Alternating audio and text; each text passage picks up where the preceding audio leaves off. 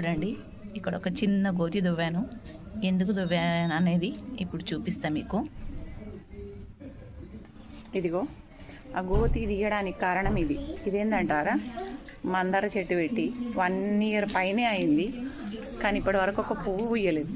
అందుకే దీన్ని తీసేసి ఇందులో ఈ తమలపాకు చెట్టు నాటుదామని చూస్తున్నా. ఇది చిన్నగా ఉంది కదా తొట్టి, ఇది పీకేసి ఆడ నాటేసి పువ్వులు అవని అవ్వకపోని ఆ తమలపాకు చెట్టు ఇందులోకి షిఫ్ట్ చేసేస్తా.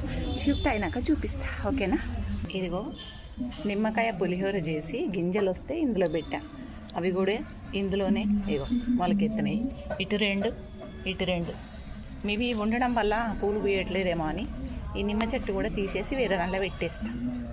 అయ్యో చూడండి, తానొకటి తలిస్తే దయ్యం ఒకటి తలిసిందంట. తల్ల చిన్నదే జరిగినదా, ఇది కూడా తీస్తే తొట్టే పగిలిపోయింది.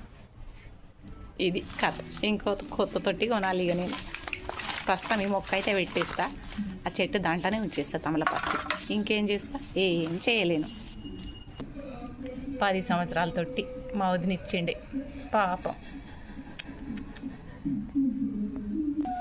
చూడండి, మందార చెట్టేర్లు తొట్టి నిండా. సక్సెస్. మందార మొక్కనైతే ఇక్కడ నాటేశాను. ఇప్పటికైనా పువ్వులు పూస్తాయేమో చూడాలి.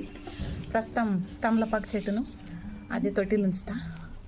తొట్టి కొనుక్కొచ్చాక, పెద్ద తొట్టి కొనుక్కొచ్చాక దాన్ని షిఫ్ట్ చేస్తా.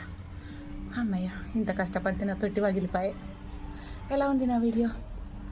I'm nature lover, like please. నిమ్మ మొలకలు అయితే డిమార్ట్ కవర్లో పెట్టేసిన.